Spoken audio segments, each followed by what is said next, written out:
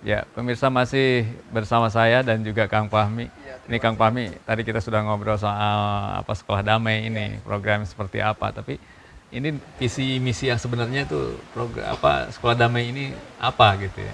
Katanya juga apakah dikhususkan untuk sekolah-sekolah formal saja? Iya, Kalau yang informal itu bagaimana gitu ya?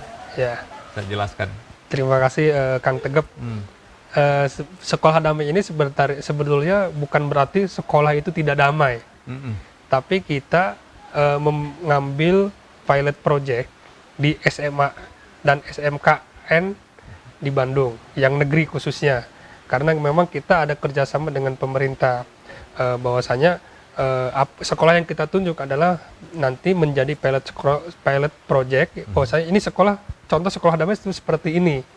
Nah, kita di Bandung ini ngambil sekolah SMA 1 Bandung, SMA 2 Bandung, SMA 10 Bandung, SMK 15 Bandung, dan SMK 10 Bandung. Itu semua SMK negeri. Nah, eh, kita di sini ada trilogi sekolah damai. Trilogi eh, sekolah damai yang pertama itu implementasi praktek toleransi dan perdamaian di lingkungan sekolah. Yang kedua itu manajemen rohis. Yang ketiga adalah kebijakan sekolah. Jadi ini 3 pilarnya yang menjadi sasaran kita. Yang pertama praktek toleransi dan perdamaian, itu kita dengan mengadakan kegiatan, kemudian baik itu diskusi atau ceramah atau semacam game yang memang secara tidak langsung kita mengemas nilai-nilai perdamaian di dalamnya. Kemudian untuk manajemen rohis, rohis ini kan juga sebagian dari organisasi yang ada di dalam sekolah. Bagaimana cara dia memanage tentang programnya bagaimana. Jadi program ini datang dari sekolah.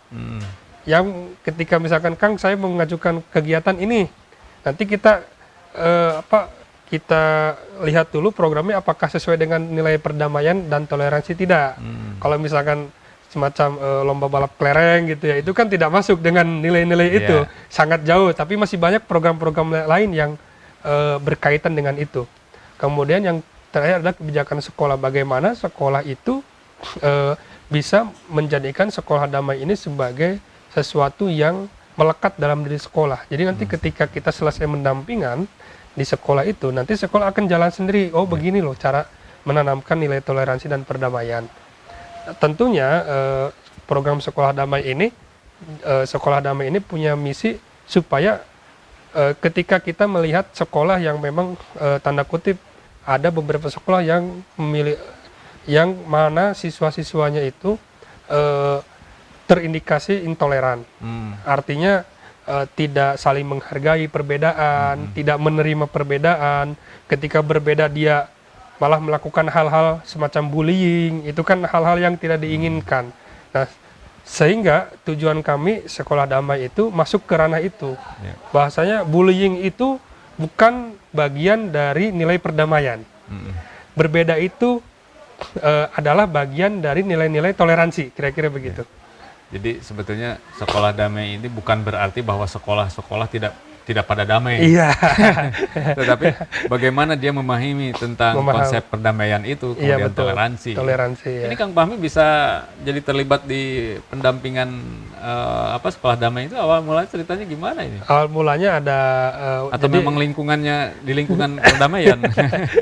sebenarnya saya juga belajar di lembaga Wahid Foundation ini. Kebetulan waktu itu salah satu pendaftar yang ingin terlibat dalam pendampingan sekolah damai ini adalah saya, yang memang saya juga berlatar belakang orang Sunda, cuma saya sekolah di Jakarta dan saya ditugaskan di Bandung. Jadi posisi lembaga juga tidak banyak ya sudah pahami saja di antara yang lain. Mungkin seperti itu, saya juga tidak tahu. Cuma awalnya memang mengikuti proses seleksi dari sekian ratus orang yang mendaftar untuk pendamping sekolah damai. Mungkin saya punya nilai lebih bagi lembaga tersebut.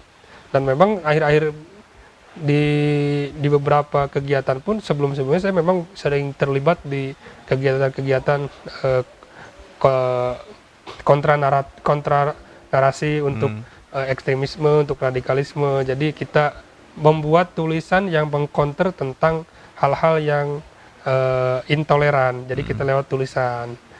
Sebelumnya saya punya latar belakang kita nulis konten di media, kemudian di beberapa video juga bahwasanya bukan begini cara memahami agama. Maka kalau ketika memahami agamanya dengan hanya sebatas di teks tanpa kontekstual kan juga repot. Itu akan saklek dan akan kaku memahami agamanya. Mungkin di situ. Iya. Itu waktu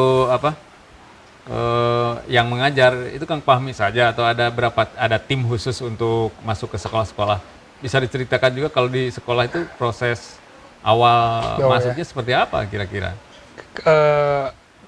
Proses awalnya kita pertama mengadakan pertemuan stakeholder yang meliputi guru PAI, kemudian kepala sekolah, kepala dinas, pendidikan Jawa Barat, kemudian ada juga dari asosiasi guru. Jadi, kemudian orang-orang tadi komunitas-komunitas yang berkepentingan yang memang kita anggap mereka punya kepentingan di program ini.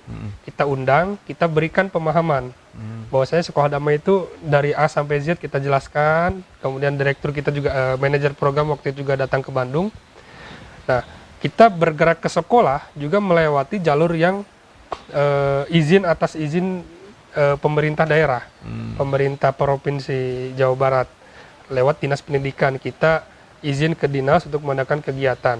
Setelah itu baru kita datang ke sekolah meminta izin kepala sekolah, meskipun memang kita sudah diizinkan, tapi tetap mengadakan pertemuan dengan sekolah yang mana ada kepala sekolah, ada guru PAI, ada wakak kesiswaan, ada wakak kurikulum. Kalau respon siswa sendiri gimana? Alhamdulillah ada beberapa 2 sekolah yang memang respon siswanya tidak terlalu tertarik mungkin dengan sekolah damai ini karena melihat latar belakang yang kita datang. Tapi jadwalnya sudah ada jadwal sudah ada. disesuaikan dengan itu. Sudah ada. Pemirsa jangan kemana-mana, tetap di Gundam Catur.